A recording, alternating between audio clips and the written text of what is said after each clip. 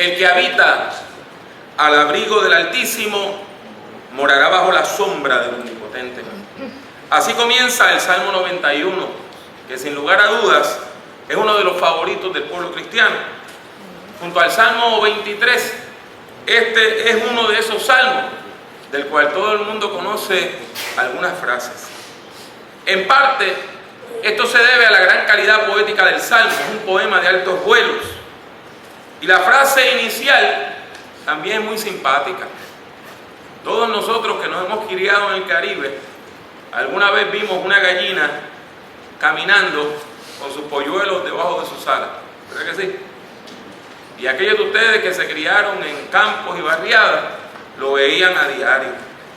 Pues mire, este salmo presenta a Dios como la gallina de pollos, que va caminando mientras protege a sus polluelos bajo sus alas. Las criaturas de Dios caminan bajo la sombra divina. Pero también se distingue por su mensaje de esperanza. Esta es una poesía sagrada que afirma que Dios cuida los pasos de los creyentes. Dios nos cuida, Dios nos bendice, Dios está con nosotros. Y por eso compara la vida con un viaje, con un camino, con una travesía durante la cual Dios protege a los suyos.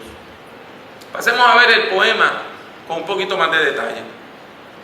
Este cántico sagrado se considera como un salmo didáctico o sapiensal, o sea, es un texto educativo que nos transmite sabiduría de parte de Dios.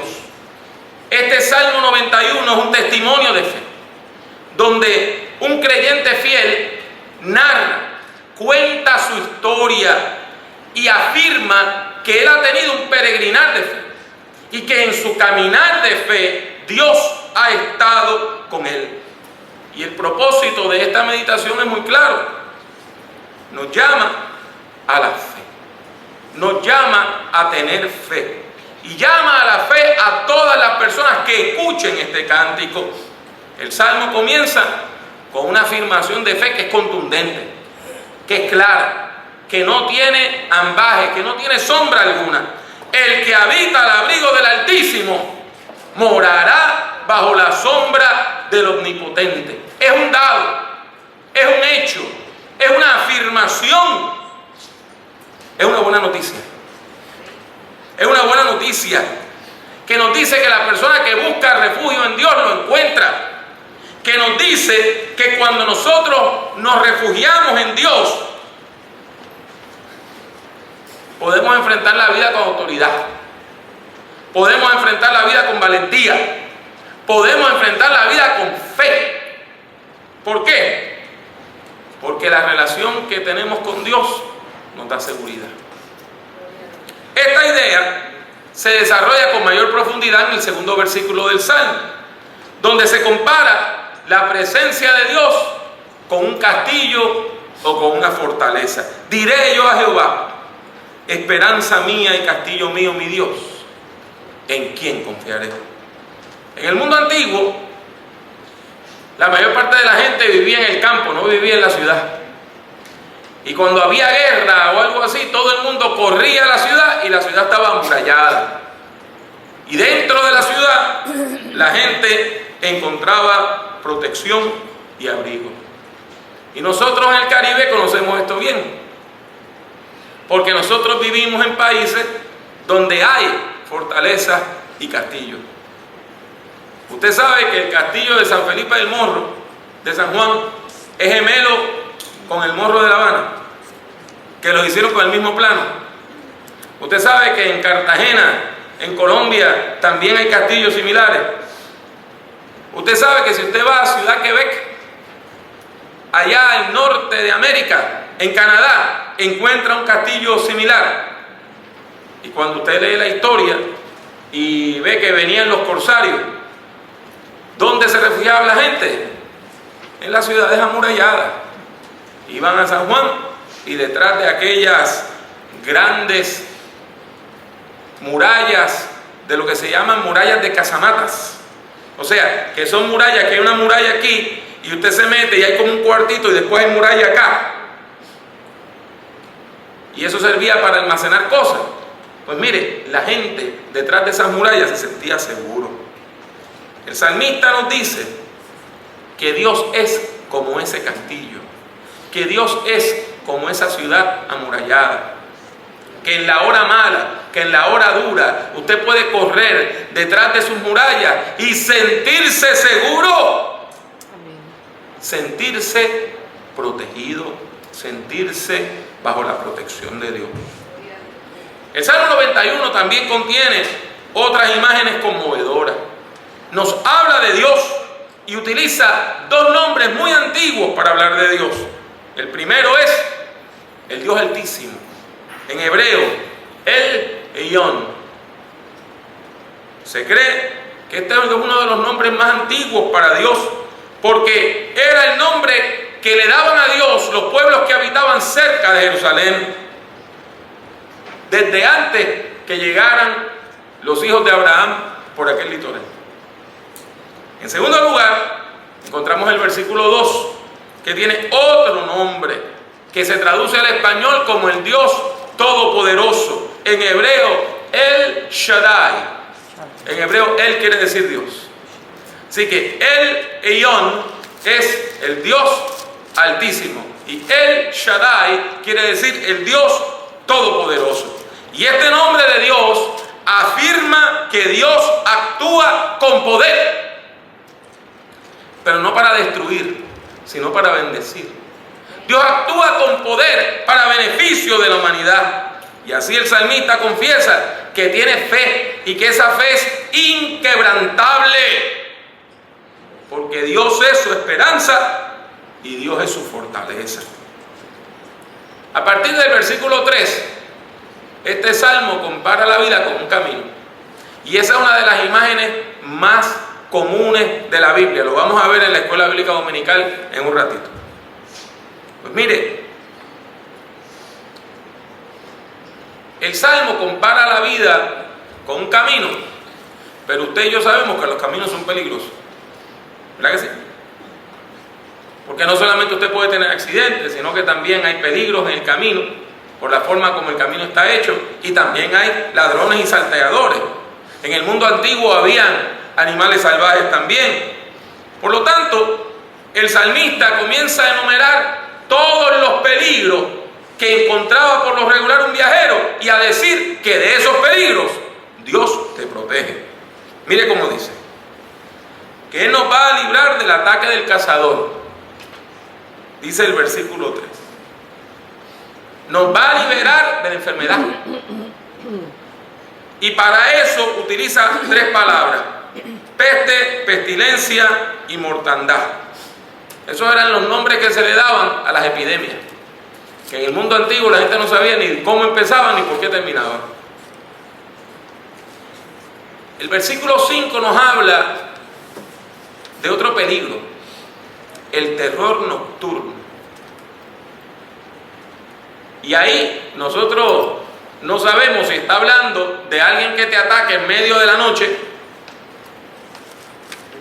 Eso es una posibilidad. Pero quizás está hablando de otra cosa.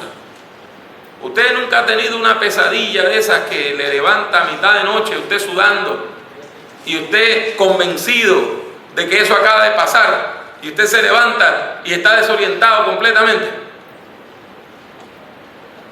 Eso es el terror nocturno. Un ataque de pánico en medio de la noche, provocado por una pesadilla. Dios es quien nos cuida de la violencia, que aquí se presenta de dos maneras distintas: o como un ataque militar con flechas o saetas, como guerra, o como ataques de animales salvajes, incluyendo los reptiles. Dios es quien nos cuida de los tropiezos en el camino, dice este salmo. ¿Cuántos decimos amén? Amén. Por lo tanto, el Salmo 91 afirma que Dios no solamente es un lugar seguro, sino que también Dios es quien nos provee un camino seguro. ¿Usted entiende la profundidad de este salmo? Sí, en la hora dura usted puede ir a refugiarse en Dios, pero Dios no quiere que usted se quede encerradito en las cuatro paredes de la fe. Dios quiere que usted transite con libertad por los caminos de la vida, sabiendo que Dios está con usted en esos caminos. Dios es quien protege a los fieles. Dios es quien protege al creyente fiel. Esta idea aparece en los versículos 9 y 10, cuando el salmista dice: porque has puesto a Jehová, que es mi esperanza, al Altísimo por tu habitación, no te sobrevendrá mal, ni plaga tocará tu morada. Los problemas del salmista son tantos que los compara con miles y 10 miles de enemigos. Usted sabe cómo se siente eso, ¿verdad? ¿Cuántas veces en puertorriqueño decimos: mándame más? Porque usted se siente, como se dice en mi pueblo, abacorado por los problemas. Hay salmos donde dice el salmista: tengo más problemas que pelo en la cabeza. Claro está, para algunos de nosotros eso significa distintas cosas, ¿verdad? Pero en este caso el salmista dice que se siente como si hubiesen miles y miles de enemigos. Pero el salmista te dice que van a caer a tu lado 1000 y al otro lado 10,000, pero el mal no te va a tocar. El salmo termina de una manera un poquito abrupta, como de golpe, porque hasta ahora ha sido el salmista quien ha estado hablando, pero cuando llegamos al versículo 14, el que habla es Dios. Y eso es importante que usted lo entienda. A veces la iglesia tiene que callar para escuchar a Dios. A veces tenemos que sentarnos a escuchar a Dios. Mientras usted siga hablando, usted no va a escuchar la voz del Señor. Es importante que usted escuche lo que Dios tiene que decirle. Y el salmista escucha que Dios le dice: por cuanto en mí ha puesto su amor, yo también lo libraré. Lo pondré en alto por cuanto ha conocido mi nombre. Dios solo quiere de usted una cosa: su amor. Eso es todo. Eso es todo.